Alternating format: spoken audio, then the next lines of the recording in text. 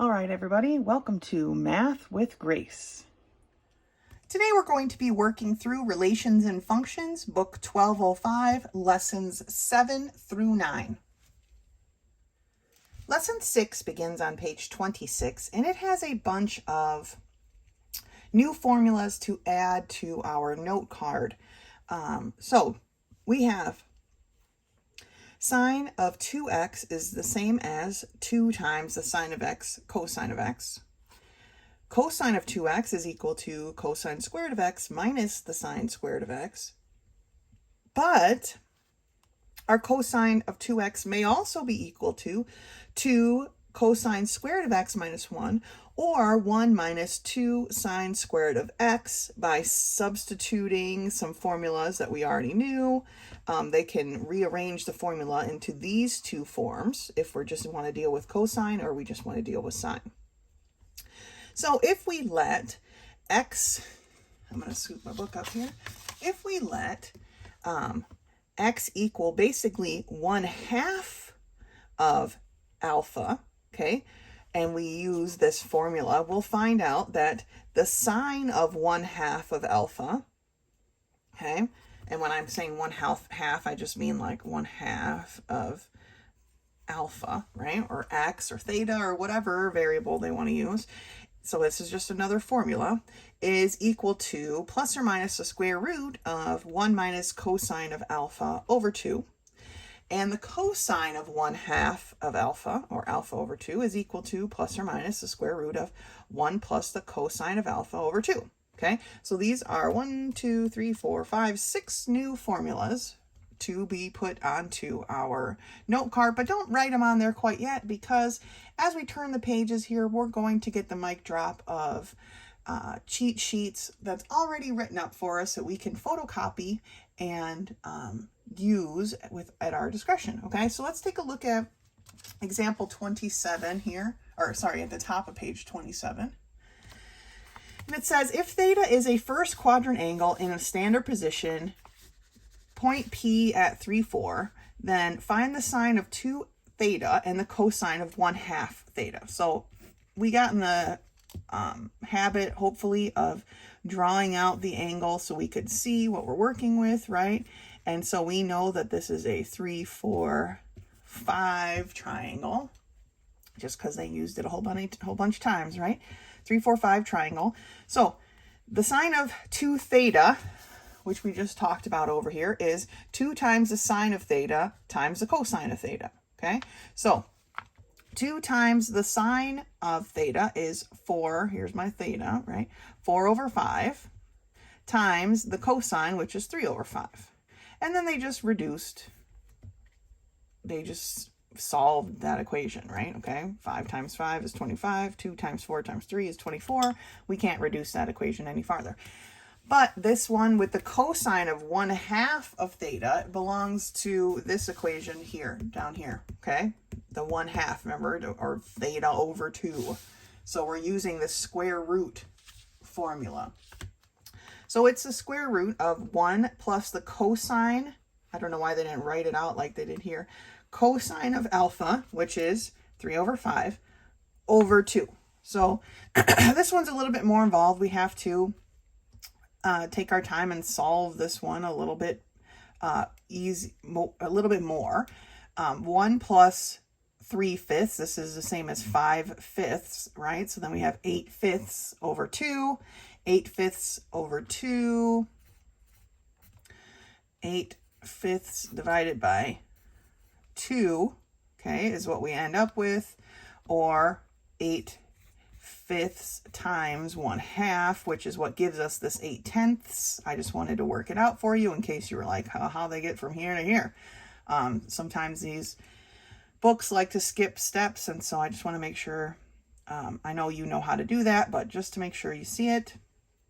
So 8/10 was reduced to the square root of 4/5, which we could then take the square root of 4/5. Again, they skipped a step, and it was 2 over the square root of 5, right? But we can't have a radical in our denominator, so we take this times the square root of 5 over the square root of 5, and that's how they ended up with 2 times the square root of 5 over 5. Okay, and again, that is as far reduced as it can be. So I'm only going to do a couple of questions from this section with you because I have confidence in your skills. Let's do some of these 1/2 problems.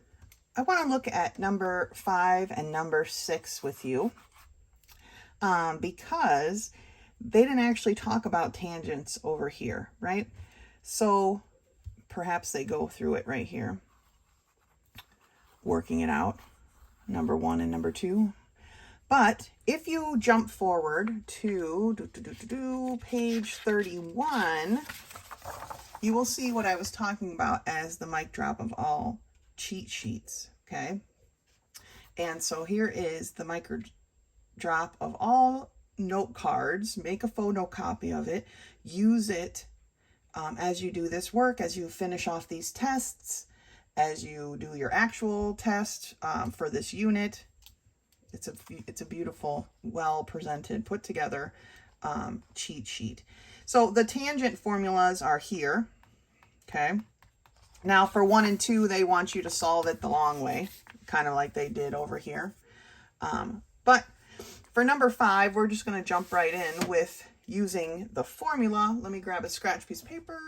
So for number 5, they want us to find the tangent of 2 theta. So the tangent of 2x 2 theta is equal to, this is number 20 on, so page 31, number 20, like on the cheat sheet, this is the number 20 formula, is 2 times the tangent of x over 1 minus the tangent squared of x. Now it says here that we have a first quadrant angle, 3, 4 again. So evaluate each of the functions. So again, this is the angle that it's off the screen. This is the angle that we're working with, 3, 4. So we know that this is a 5, okay? So how do we go about solving this? Well, 2 times the tangent of x is in our numerator. What is the tangent of x? Well, remember, the tangent is opposite over adjacent, so it's 4/3, all over 1 minus the tangent squared of x. So 1 minus the tangent, we just figured out, 4/3, but this time we need to square that. Okay, so in the numerator, we end up with 8/3.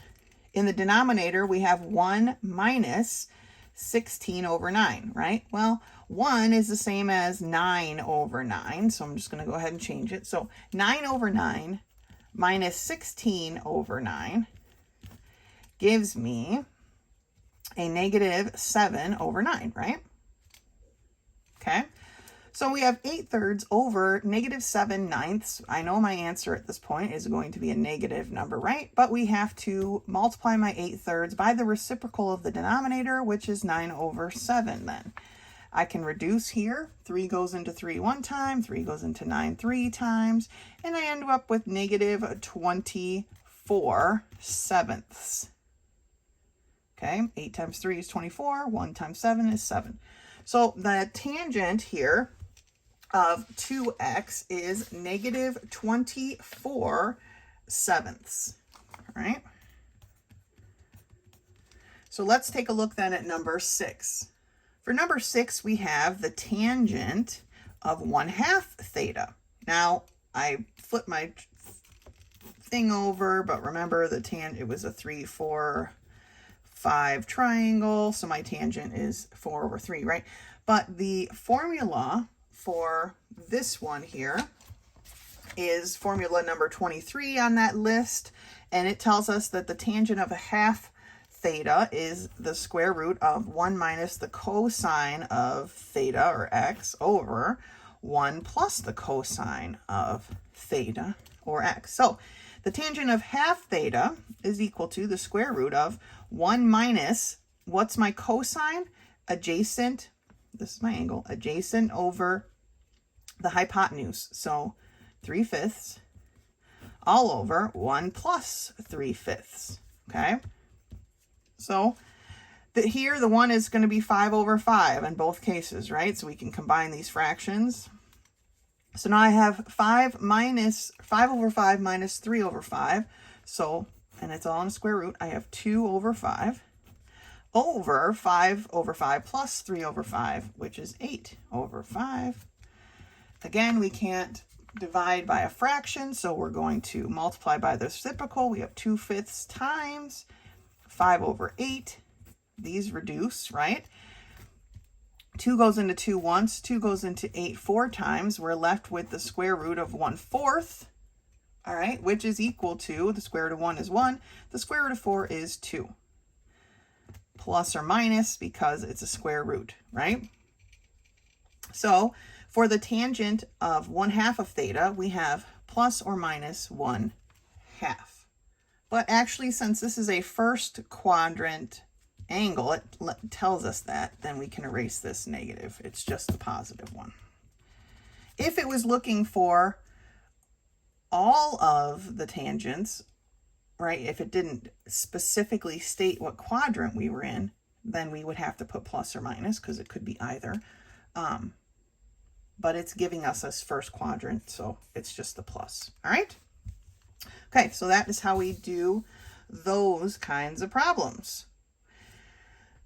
For the continuation of these, it really is just the same things we've been going over and over in this book. So that's all the examples I'm going to do with you for this section. If more questions come up, please let me know. That is section 7. Section 8 starts on page 30, and it says the identities in this section involve the 8 basic identities developed in Unit 5 and multiple angle formulas. It says in proving an identity, simplify each member of the equation until they are identical. Now, we've done these in a few sections earlier, right? We have tangent of A plus the cotangent of 2A equals the cosecant of 2A, and they want us to solve this side to make sure it matches, right?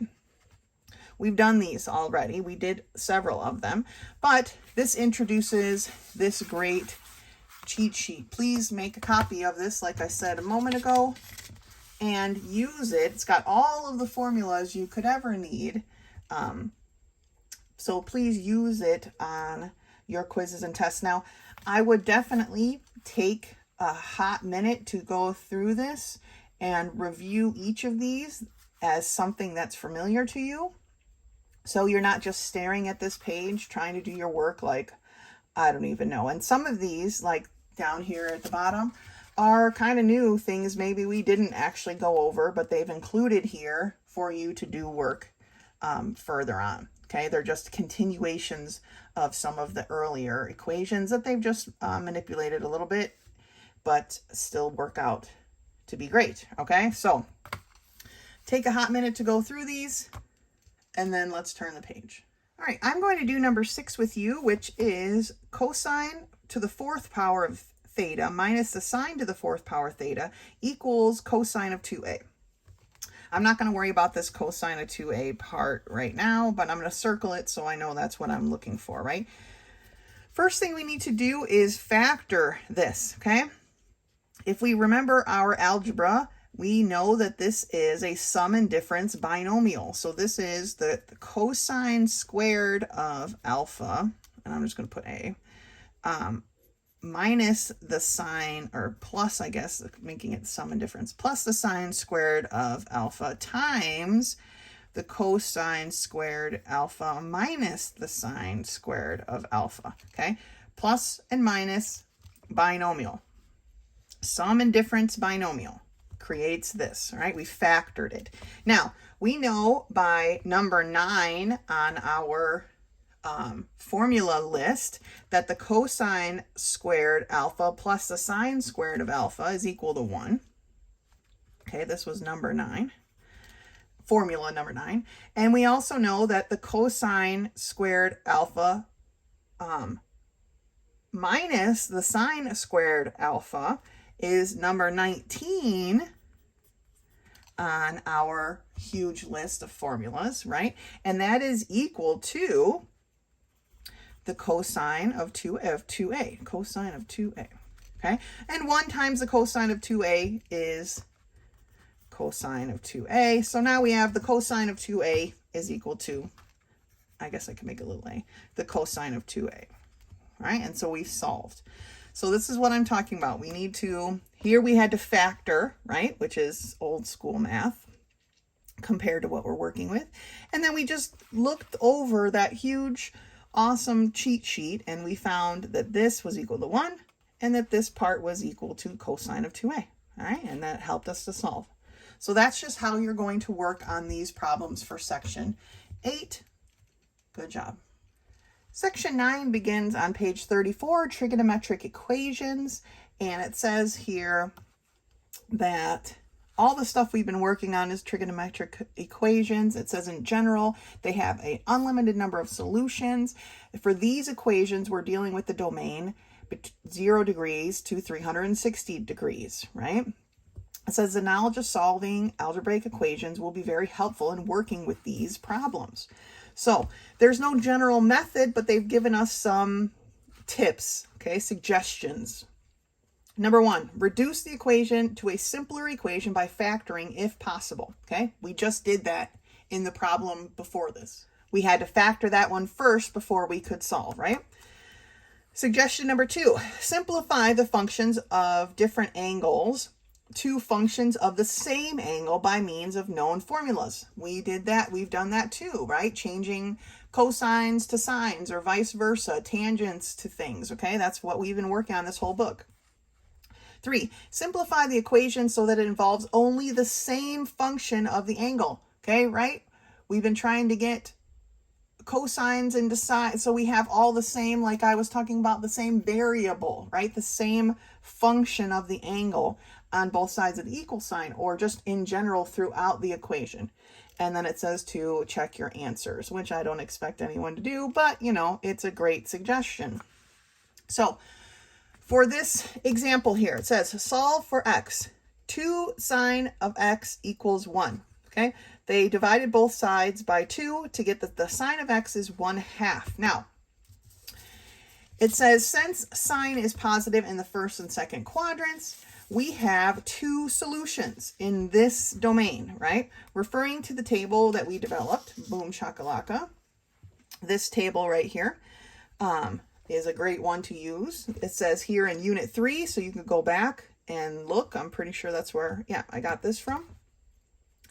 Let's see, it says that the sine of 30 degrees is 1/2, and also the sine of 150 degrees is 1/2, okay?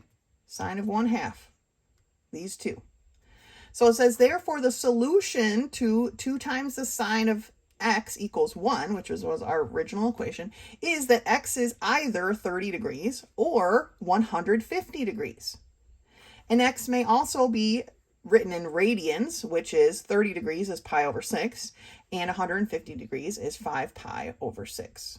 Okay, so you can either write it like this, write it like this, depends on what they're asking for. Make sure you're paying attention to what they're asking for, okay?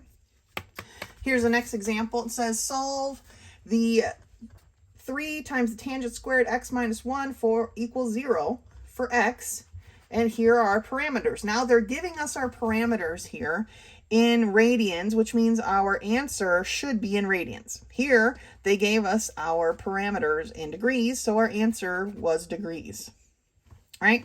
Here it's radians, our answer should be radians. So they divided both sides by 3, so tangent squared of x is 1/3. They took the square root of both sides, because tangent squared can be undone to tangent by taking the square root. So we have plus or minus the square root of 1/3, which simplifies to plus or minus the square root of 3/3. Looking at our chart here, where do we have a tangent that's the square root of 3/3, plus or minus? So we have it, remember I'm talking about radians, but it's here at pi over 6. It is here at 5 pi over 6. It's here at 7 pi over 6. And one more way over here at 11 pi over 6. Okay, so those are all the solutions in this entire circle, basically, because we're going to 2 pi, right, in this entire period, that could be the solvation for this equation. All right, So in this next step, we're still doing everything we've already been doing, except this time we are applying it to our full circle. Not to be, pun intended. We're applying it to the first full circle. Okay, 0 through 2 pi. Or 0 degrees to 360 degrees. So I'm not going to actually do any of the problems with you on this other page because it's just a continuation of everything that we've been doing. It's just that now, instead of solving for just one answer, we want all of the possible answers that fall within that 0 to 360 or 0 to 2 pi range, okay? Or whatever range they give you. All right? Great job. As always, if any questions come up, please do not hesitate to send me a text. I'm happy to help. Otherwise, until next time.